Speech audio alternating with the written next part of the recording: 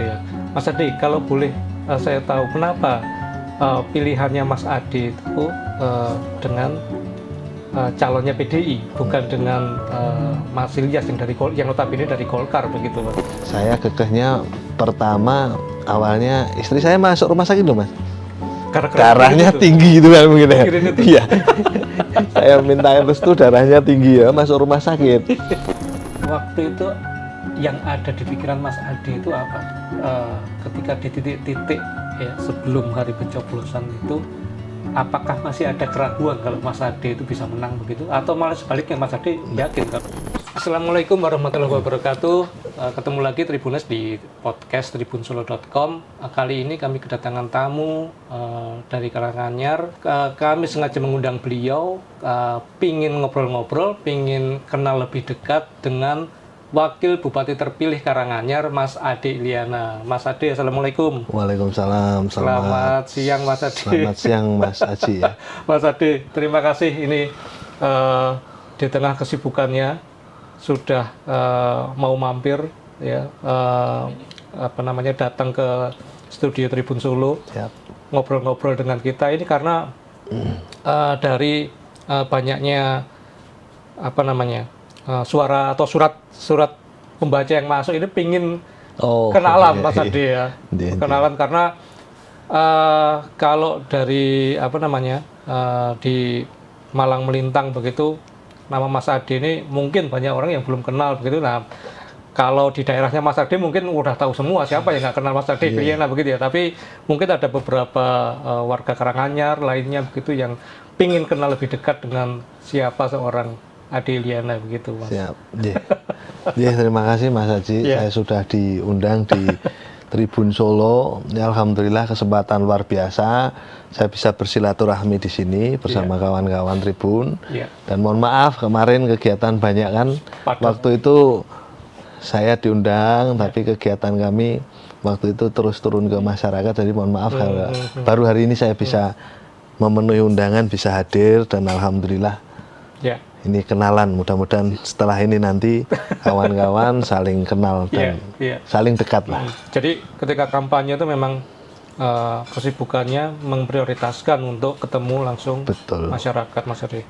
Karena memang pertama saya mencalonkan di Wakil Bupati itu kan di detik-detik terakhir. Maka detik terakhir pengiriman pendaftaran. Enggak, maksud saya di detik terakhir dalam proses perjalanannya itu kan. Kemudian terus saya harus ketemu masyarakat terus. Jadi kegiatan yang tidak langsung bermasyarakat, waktu itu saya reschedule dulu, saya ketemu masyarakat siang, malam, pagi, itu terus Mas Haji.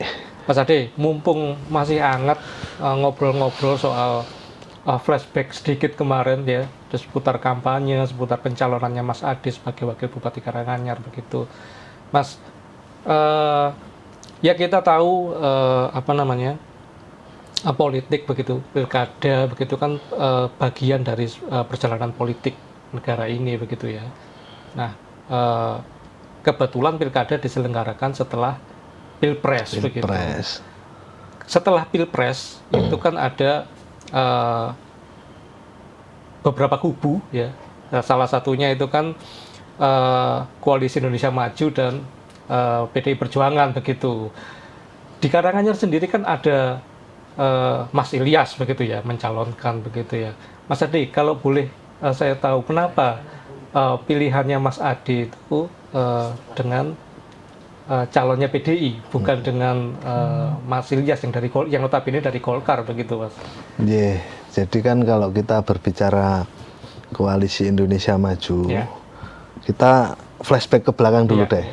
Koalisi Indonesia Maju itu koalisi apa, Mas? Kan dia itu koalisi Pilpres kan? Pilpres. Jadi memang Pilpres kan sudah clear selesai. Memang di beberapa daerah di wilayah itu kita berhak menentukan masing-masing, tetap kita usulkan kepada DPP dan DPD. Dan pada akhirnya itulah ya namanya jalan Tuhan ini tidak ada yang tahu. Intinya di situ sih Mas. Jadi Pilpres sudah clear dan alhamdulillah kita membangun semuanya dan Pak Prabowo sebagai Presiden Indonesia dan juga Ketua Umum dari kami Partai Gerindra, beliau open, ya kita bangun komunikasi buat semuanya, membangun bangsa itu harus semuanya terlibat, jadi bersama-sama intinya di situ. Maka kita jatuhkan pilihan kepada PDI Perjuangan, Gerindra bersama PKS dan tambah satu lagi kemarin dari Perindo, gitu Mas. Jadi memang ini supaya masyarakat juga tahu, warga juga tahu begitu ya. Kalau dari Gerindra memang open ya Mas ya, tidak harus sama seperti Pilpres begitu. Betul. Ya, ketika di Pilkada begitu. Betul. Ya. Jadi berbagai tempat juga ada sih. Jadi kan kita ada muatan lokal ya. Jadi di setiap wilayah, ini mungkin ini menangnya dengan PDI Perjuangan di sini. Oke, kita dengan PDI. Di sana dengan Golkar mungkin, di sana dengan P3, PAN dan lain sebagainya. Ini setiap wilayah kan punya tipologi yang berbeda-beda. Maka di Karanganyar kemarin setelah perjalanan dan mungkin itu yang diberikan garisnya dari Tuhan Allah Subhanahu Wa Taala, dan kemarin alhamdulillah ya pasangan Robert Ade kemarin. Mas Ade, waktu Pilpres kan artinya Mas Ade sama Mas Ilyas ini kan bahu membahu, berada di pihak sama, memenangkan kubu yang sama. Tapi setelah itu di Pilkada berjalan masing-masing begitu ya. Sampai sekarang hubungan sama Mas Ilyas masih ya baik. Kalau kita hubungan sih baik Mas, dari nggak ada masalah, nggak ada masalah. Bahkan sebelum saya mencalonkan kan teman-teman juga banyak yang daftar juga di DPC Gerindra kan. Tapi dinamika setiap perjalanan politik kan, kami nggak dapat ruang di sana karena partai itu kan juga punya pengen kadernya ditempatkan menjadi pimpinan di setiap tingkatannya, karena di Karanganyar 4 kursi ya wakil bupati kan gitu ceritanya. Maka setelah kami perjalanannya yang memfasilitasi kita harus bersama-sama dengan PDI Perjuangan dengan wakil bupati kader di Gerindra. Kebetulan saya ketua DPC Partai Gerindra Kabupaten Karanganyar. Mas Ade, menarik tadi Mas Ade bicara soal Mas Ade menjadi tokoh, bahkan sekarang menjadi ketua di Gerindra Karanganyar. Mas, flashback dong ke sebelum Mas Ade itu nyemplung ke politik begitu ya. Kalau nggak salah kan yang saya tahu, yang saya dengar itu Mas Ade ini anaknya seorang perangkat desa dan kepala desa begitu ya, di desanya di desa Gumeng di desa Jenawi Karanganyar begitu. Ceritanya waktu pertama masuk ke politik itu gimana Mas? Itu Mas Ade sendiri atau dari Bapak yang minta? Jadi gini Mas, kalau cerita flashback itu saya juga seru ya. Itu kalau dulu ada rekor muri itu, mungkin seluruh Indonesia itu sampai sekarang itu kalau kita buka lebih jauh ke belakang itu mungkin Dewan termuda itu ya saya ini. Oh gitu ya? Ya, karena waktu itu jujur gini, ceritanya Bapak itu kan, saya didorong oleh Bapak awalnya itu. Didorong oleh almarhum Bapak saya. Ketika itu Bapak sudah kepala desa, sudah kepala desa di periode pertama. Oh iya. Dan waktu itu kan, udah lama nggak ada anggota DPRD dari Jenawi. Nah, saya masih kuliah Mas. Jadi saya masih skripsi, siang skripsi, garap skripsi, ngadep dosen, malam di UMS ya? Muhammadiyah Surakarta. Malamnya ditelepon Bapak almarhum itu, kalau manggil saya kan Om, karena saya punya ponakan. Om, pulang dulu, nanti ada kegiatan di sosialisasi di sini. Itu saya nyantai awal-awal itu, saya nggak tahu. Ya ini sih kan saya punya 2 bersaudara. Awal saya kakak aja Pak, Mas Ari aja Pak, saya punya kakak namanya Ari Yulianto, Mas Ari saja Pak yang jadi calonkan. Lalu feelingnya beliau itu mungkin ya. Nah kemudian saya dicalonkan itu, periode pertama 2009 saya menjadi anggota DPRD Kabupaten Karanganyar dari Gerindra. Jadi salah satu anggota DPRD-nya cuma satu, Gerindra cuma saya. Waktu itu saya gabung ke fraksi Gerakan Nurani Bangsa. Waktu itu gabungan PKPB 3 kursi, Hanura dan Gerindra. Nah itu ceritanya, saya masih kuliah. Bahkan waktu itu kan DCT ya, DCT itu di Agustus. Saya itu tanggal 30 Agustus itu baru genap berusia 21 tahun. 21 tahun, ya kan? Jadi belum lulus. Iya, belum lulus. Ya. Belum lulus, baru skripsi. Yeah. Tapi udah detik-detik terakhir mau ujian skripsi itu. Dan saya akhirnya ya sudah, saya memilih ya udahlah Pak, enggak apa-apa. Bismillah kan itu. Akhirnya saya mencalonkan itu. Kemudian saya lupa. Agustus kan 30. Besoknya itu September itu kan DCT waktu itu, daftar calon tetap. Itu baru masuk. Baru memenuhi standar umur saya kan 30 Agustus. Gitu, daftarnya bolehnya setelah 30 Agustus. Nah, ini kenapa saya bilang kalau ada rekor muri yang termuda mungkin saya waktu itu. Karena nggak mungkin ini ya. Dia nggak mungkin. Harus 21, berapa? Betul, 21 plus 1 hari 0001 detik kan gitu kan. Nah, gitu Mas. Iya. Terus kemudian juga perjalanannya saya itu namanya juga lagi lulus kuliah.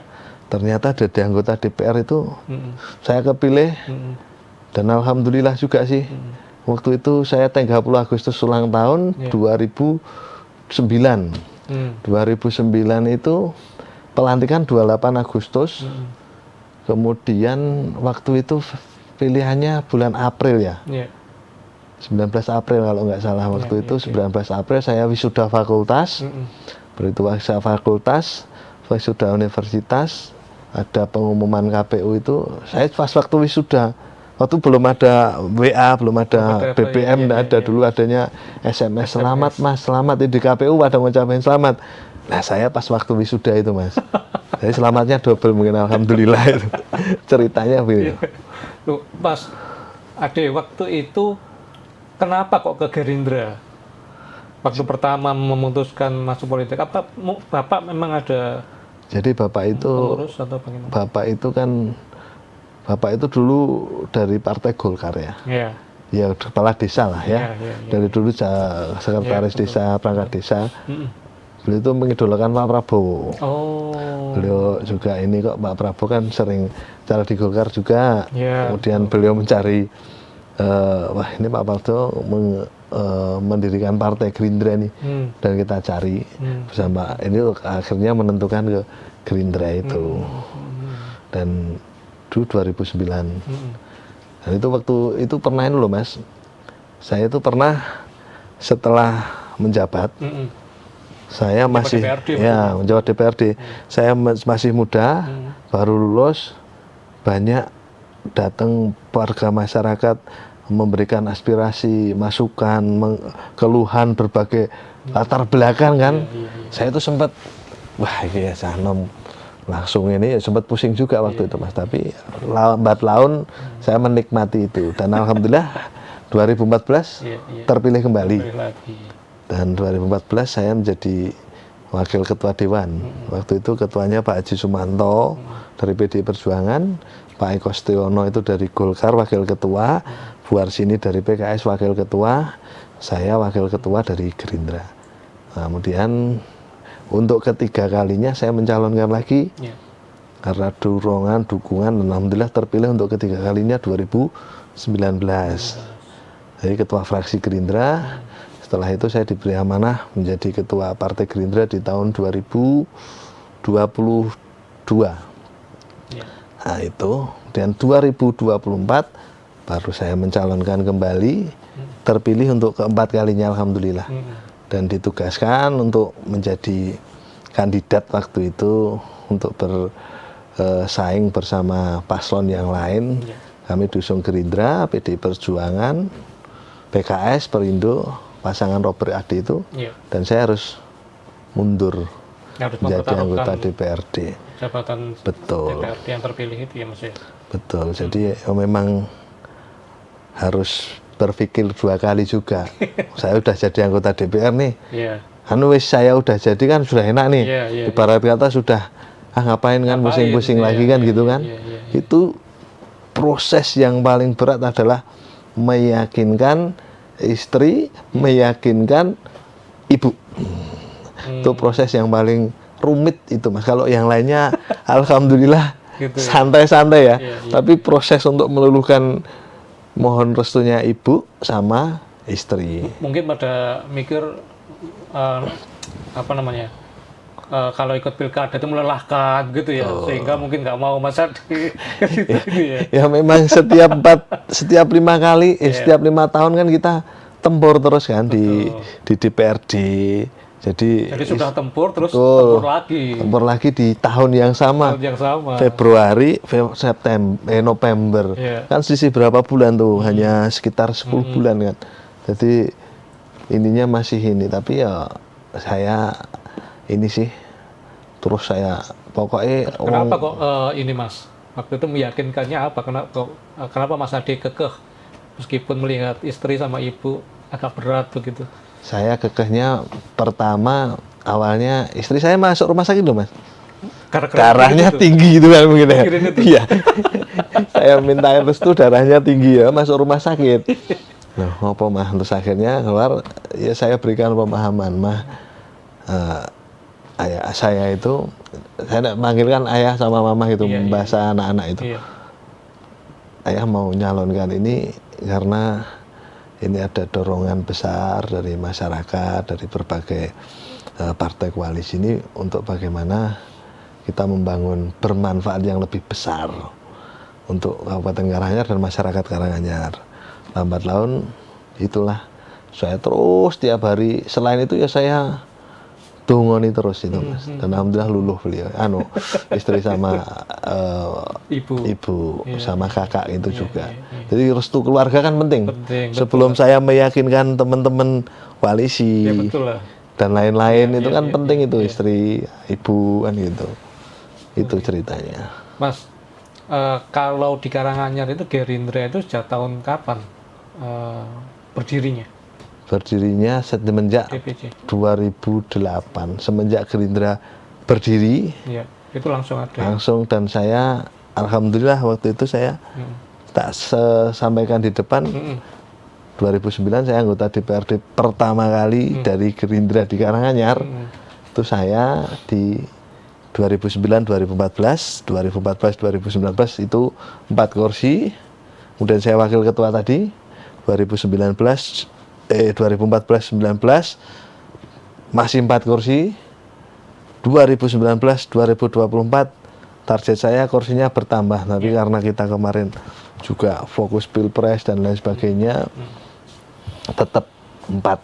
Jadi 4 periode ini di Karanganyar. Jadi tidak butuh waktu lama ya buat Gerindra untuk langsung punya calon di DPRD ya di Karanganyar ya? Ya waktu itu partai baru ya Mas. Partai baru. Waktu 2008 kan, Gerindra kan berdiri tanggal 6 Januari 2028. Nah kemudian waktu itu mencalonan kan di 2008 juga kan, caleg penjaringan caleg itu 2009 pilihan April. Nah itu kalau di Karanganyar tembus 1 kursi di Dapil 2 itu di Jenawi, Ngargoyoso, Karangpandan, Tawangmangu sama Kerjo. Makanya sebagai partai baru kan langsung nyantol 1 itu kan artinya lumayan juga begitu ya. Dan iya waktu itu sih Mas. Waktu itu ya. Tapi Mas Adi, ketika itu ya waktu pertama itu dan di mana Mas Adi itu kan satu-satunya yang nyantol begitu. Itu Mas Adi merasakan nggak sih ya, ketika itu partai baru begitu ya, mungkin belum banyak, terus kemudian berjalannya waktu sekarang 2024 menjadi partai yang salah satu partai pemenang di pemilu begitu ya, partai yang sekarang mungkin dominan begitu di negara ini gitu. Perjalanan itu Mas Ade ikut terus berarti ya? Mulai dari partai yang baru sampai sekarang menjadi partai yang dominan begitu. Ya cukup menyenangkan deh, saya bersama Partai Gerindra ini sudah mulai 2009 dari membangun, dulu itu cari pengurus susah loh Mas. Nah itu waktu ceritanya gimana Pak waktu pertama itu Mas? Pertama kali itu siapa kenal orang di Kecamatan A, siapa yang kenal ini jadiin pengurus, mau tidak kasih KTA. Oh gitu ya. Nah, orang itu itu partai apa itu kan Iya, itu. iya, iya, iya. Kemudian perjalanan waktu sekarang ya alhamdulillah teman-teman semuanya banyak yang Gabung. datang, pengen Oke. gabung, pengen ini. Awalnya perjuangannya sampai saya punya cerita zaman dulu ketuanya Pak Aris Mulyadi pertama kali itu. Saya caleg saja waktu itu. Sampai mobilnya Panther itu beli ban kita bersama-sama iuran itu. Kita beli ban mobil itu baru urunan keliling Karanganyar kan cari pengurus tuh. Siang, malam sampai bannya halus tadi. Nggak ada setahun bannya halus berarti kan sudah di inilah. Ya Sudah berarti apa ya? sudah kerja keras. Kerja kerasnya kan dapat diukur dari Perjalanan dari ban. Rodanya tadi kan baru jadi halus kan itu. Itu nggak ada setahun waktu itu. Keliling. Mengalami ya Mas Ade ya sampai cari pengurus itu ya. Sekarang jadi ketua terus dulu mengalami. zaman perjuangan. Jadi proses yang paling menentukan apa namanya sukses besar atau tidak itu perjalanan awalnya. Kalau awalnya itu agak susah, cari pengurus susah, kemudian itu ditempa terus akhirnya ya ini sudah saatnya lah Gerindra khususnya di negara Indonesia ini panen suara, memanen karena memang Pak Prabowo itu kan kalah dan kader Gerindra itu kader bandel-bandel kan. Maksudnya bandel gimana? Pak Prabowo kalah masih di Gerindra. Masih aja gitu ya. Pak Prabowo kalah lagi masih di Gerindra itu lagi. Levelnya di atas loyal itu Mas. Loyal kuadrat. Itu. Mas Ade, waktu kemarin ya detik-detik quick count begitu ya atau real count juga begitu terus kemudian menang begitu. Apa yang pertama kali Pak Robert atau Mas Ade ucapkan begitu? Pertama kali. Jadi saling kepada Pak Robert atau Pak Robert kepada Mas Ade begitu apa yang diucapkan pertama kali ketika itu? Jadi pas waktu quick count ya, quick count itu kan gitu. kebetulan saya kan rumahnya di pucuk gunung nih, di Jenawi, Pak Robert di Tasikmadu kan. Jadi kita nggak nonton quick count bareng. Saya quick count di rumah, Pak Robert di sini di Tasikmadu. Setelah hampir 3:30 mungkin itu baru kita merasakan. 3:30 subuh berarti? Enggak, sore. Oh sore. Jadi kan mulai perhitungan kan jam 3-an itu kan. Ya. 4:30, 4:30 itu udah kelihatan selisihnya agak jauh. Itu ya pertama tetap ucapkan syukur alhamdulillah. Itu pasti karena perjuangan selama beberapa bulan kita keliling tiap hari, tiap detik. Jadi keliling pulang kayak Bang Toyib itu loh. Pulang pagi, pulangnya pagi lagi. Nah, jadi syukur alhamdulillah dan saya terus geser ke tempatnya beliau Pak Robert. Ya di situ kita peluk-pelukan lah. Bagi wujud syukur kita kepada Allah Subhanahu wa taala, kepada masyarakat Karanganyar yang telah mempercayakan kepada pasangan Robert Ade pada kita. Namun juga setelah itu kami berdiskusi terus sama beliau bahwa kita menanggung tanggung jawab besar yang sangat luar biasa, tanggung jawab moral, amanah dari masyarakat yang hampir 59,8% bertumpu untuk Karanganyar itu dipasrahkan kepada Robert Ade ini. Nah inilah menjadi tantangan kita ke depan dan terus kita keliling ke masyarakat dan terus kita mohon doa. Setelah pemilu ini banyak orang yang undang syukuran Mas. Oh gitu ya? Iya. Jadi setelah pemilu saya pikir relawan atau apa itu Mas? Ada relawan, ada pendukung. Setiap kebayanan itu ada sendiri, ada yang bisa ngadakan kegiatan. Aku ini awalnya sebelum pemilu, ini udah selesai pemilu, ngelonjor ke sikil dulu lah. Setelah itu undangan inilah undangan silaturahim masyarakat, ada beberapa saking rasa ininya mungkin dari teman-teman syukurnya tadi kan banyak perjalanannya kan banyak orang bilang itu nanti ya apa sih pasangan ini kan gitu kan. Jadi alhamdulillah, jadi itu rasa mungkin rasa apa ya, bentuk kegembiraan emosionalnya kawan-kawan di bawah bahwa perjuangan kita yang tidak mudah itu terbayar dengan suara yang 60% kalau kami bilang. Mas Ade, ini kebalikannya. Kalau sebelum penghitungan ya atau sebelum hari pencoblosan itu, waktu itu yang ada di pikiran Mas Ade itu apa? Ketika di titik-titik ya sebelum hari pencoblosan itu, apakah masih ada keraguan kalau Mas Ade itu bisa menang begitu? Atau malah sebaliknya Mas Ade yakin kalau bisa menang? Jadi gini Mas, saya itu 5 kali jadi pilihan di dalam hidup saya ikut kontestasi politik itu 5 kali. 5 kali. Almarhum bapak saya 3 kali. Jadi saya di keluarga saya itu 8 kali ikut kontestasi pemilu. Artinya keluarga itu terlibat dalam terlibat. Artinya semenjak saya memutuskan, saya tuh nggak pernah berpikiran saya kalah. Oh gitu ya. Jadi feeling dari awal itu nggak pernah saya feeling kalah. Saya yakin menang karena saya punya prinsip what you say, what you think, what you get. Jadi apa yang kamu katakan, yang kamu pikirkan, itulah yang kamu dapatkan. Maka saya nggak pernah sesuk saya kalah itu enggak. Saya berpikiran itu enggak pernah. Saya yakin pasti saya menang kan gitu. Yang saya tanamkan di dalam pikiran dan hati saya. Jadi enjoy Mas. Kalau itu stres ya Mas ya? Kalau itu mikirnya stres Mas. Sesuk piye kayak ini, kayak kalah piye kan itu. Nah, enggak usah, yang penting mikir happy aja. Jadi sembari kita keliling masyarakat ya tentu tetap paling utama itu doa pada Tuhan, pada Allah Subhanahu wa taala, itu penting untuk menguatkan ikhtiar kita. Sekali lagi ikhtiar apapun itu sudah kita lakukan, sudah kita laksanakan, tapi kembali ke rakyat dan juga yang di atas. Itu sih Mas, jadi nggak pernah punya rasa was-was. Nah, karena saya ceritakan almarhum bapak saya kepala desa kan 2 periode, yang ketiga nyalonkan lagi gagal. Itu di dalam keluarga saya sudah isinya was-was toh Mas. Jadi kayak saya punya pengalaman itu, was-was, khawatir sesuk nek kalah piye. Jadi kalau Mas Ade menimbulkan suasana itu, semuanya ikut mengalami gitu. Ikut mengalami. Dan sebelum itu sebelum saya memutuskan bersama Pak Robert dan kawan-kawan koalisi, saya juga ini sih Mas, intinya saya juga mohon petunjuk. Jadi juga nek wong Jawa ngomong ya ana mimpi-mimpi saya. Jadi setelah pemilu itu ada orang ke rumah saya, setelah pileg, ada orang ke rumah, Pak saya ngimpi Bapak itu aneh ya lah, ngimpi kok dibawa-bawa ke sini ya.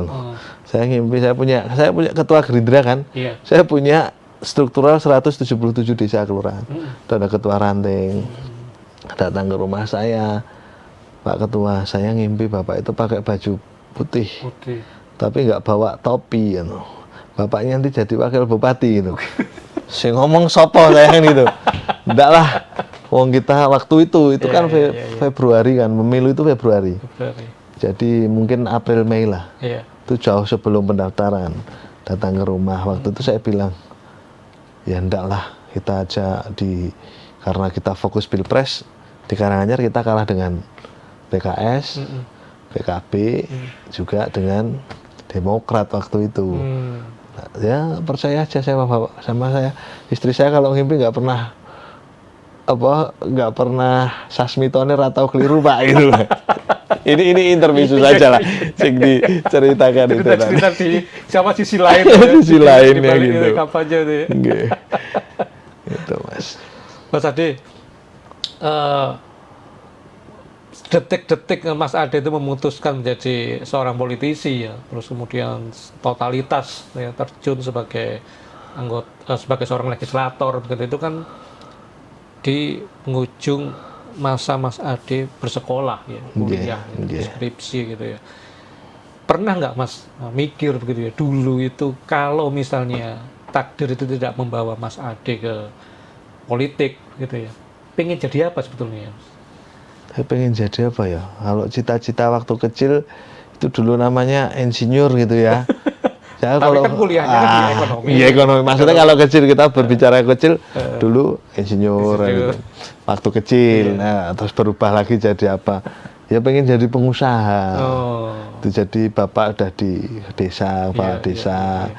Nah, dan sudah waktu kuliah artinya sudah punya visi pengen buka usaha sendiri. Buka usaha, itulah ceritanya. Tapi harus ke politik itu. Dan alhamdulillah saya nikmati.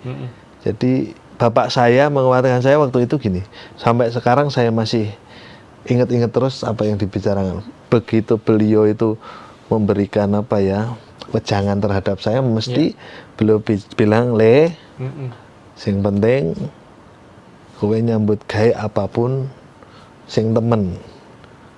Nah, karena falsafah Jawa itu wong temen bakal dinemukan gitu.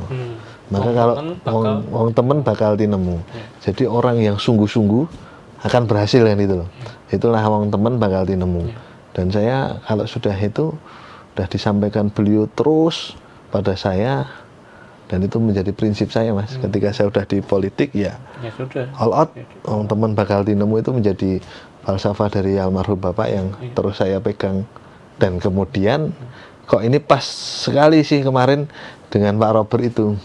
Pak Robert itu kan kemana-mana membawa nama apa namanya, kata-katanya kan, tagline-nya kan keikhlasan akan menemukan jalannya.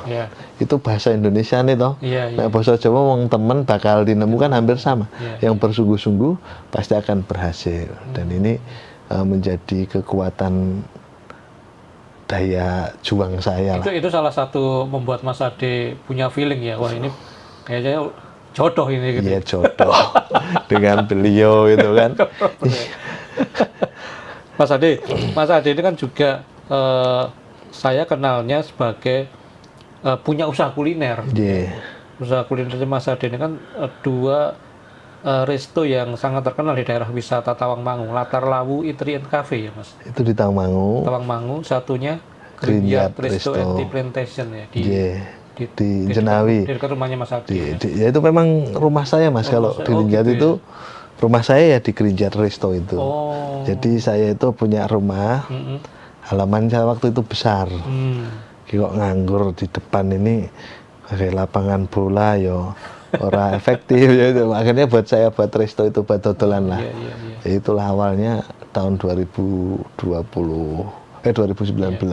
Usaha kuliner ini apa passionnya Mas Ade yang tertunda zaman kuliah dulu? Ya jadi gini Mas, saya itu orang yang suka masak. Oh gitu. SMA saya ngekos, kuliah saya ngekos. Saya sering masak, hobi saya masak Mas. SMA sudah ngekos Mas? Ngekos. Saya punya kontrak ya, waktu itu ngontrak di perumahan di Batanghari itu. Jadi SMA saya SMA 2 Karanganyar. Saya ngontrak karena rumah saya kan cukup jauh Mas.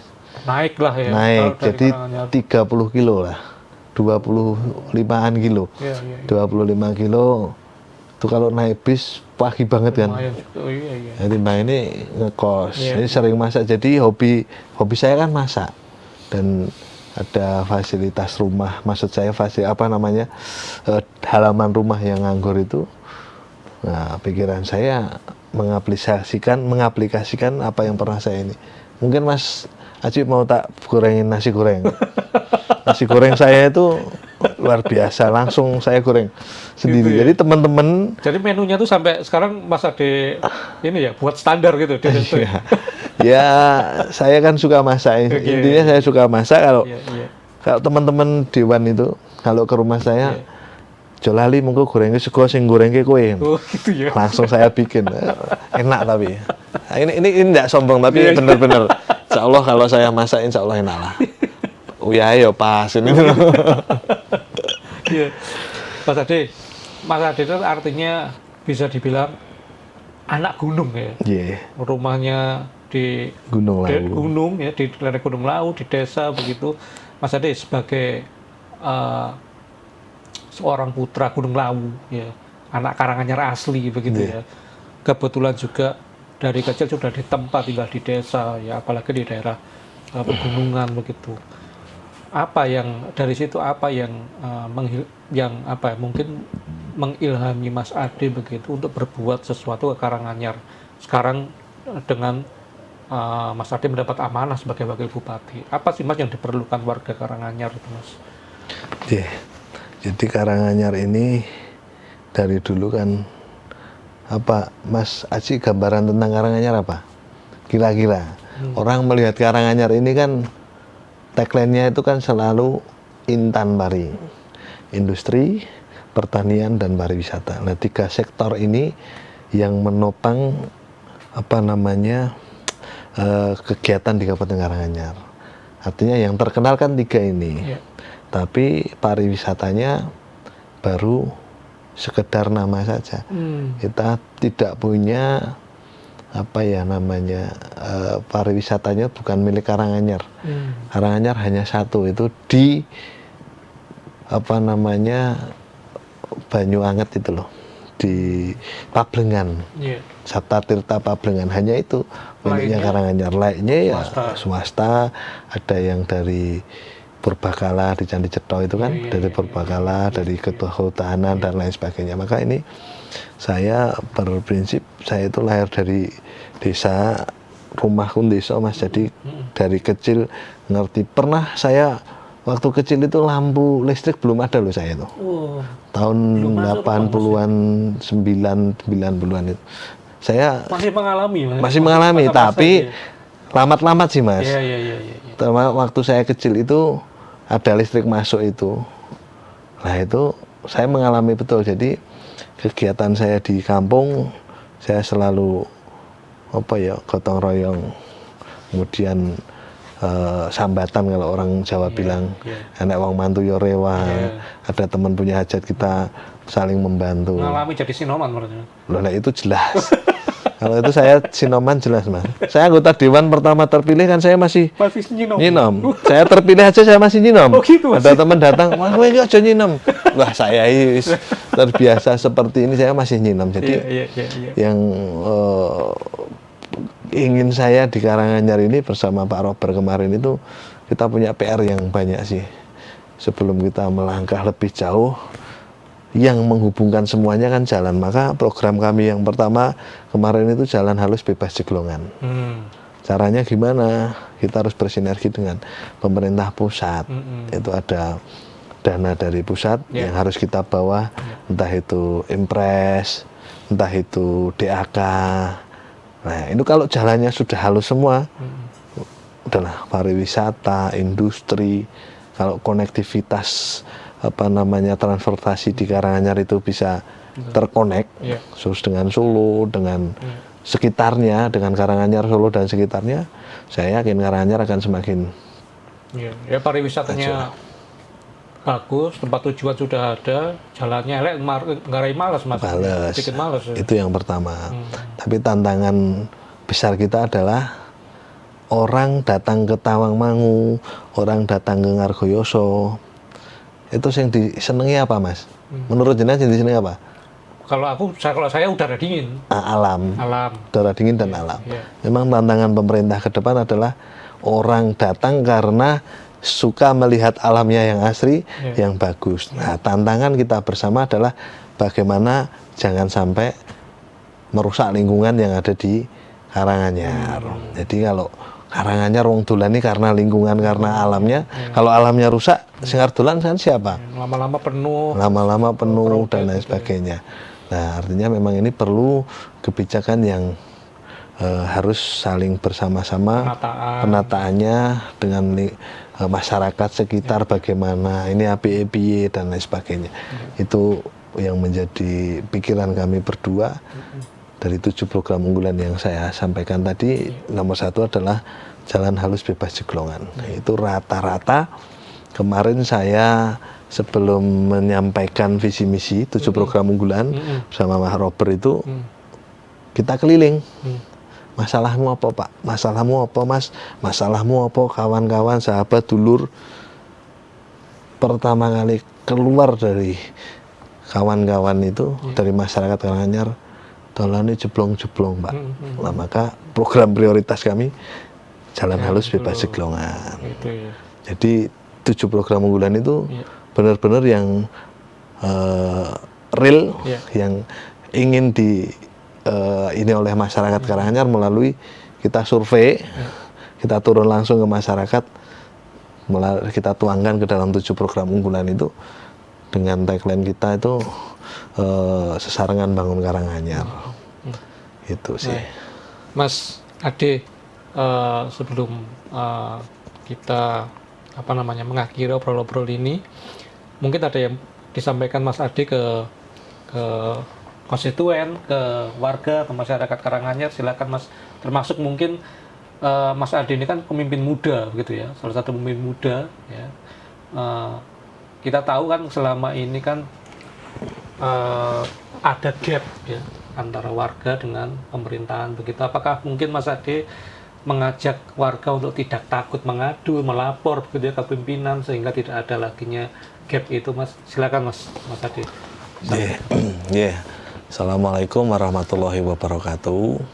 Saya Ade Eliana, calon wakil bupati atau wakil bupati terpilih Kabupaten Karanganyar. Ucapkan terima kasih kepada seluruh masyarakat Kabupaten Karanganyar yang telah memberikan. Oh iya, oh gitu ya. Diulangi aja, diulangi. Oh iya. Ini saya suruh apa Mas tadi, bener ya? Bener. Ajakan ya. Iya, ajakan. Yeah. Ajakan atau himbauan ini, Mas.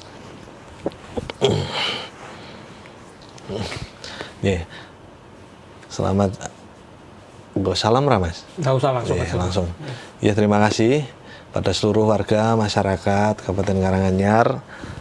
Saya ucapkan terima kasih yang luar biasa kepada seluruh masyarakat Kabupaten Karanganyar pada tanggal 27 November kemarin mempercayakan Kabupaten Karanganyar kepada pasangan Robert Kristanto Ade Eliana.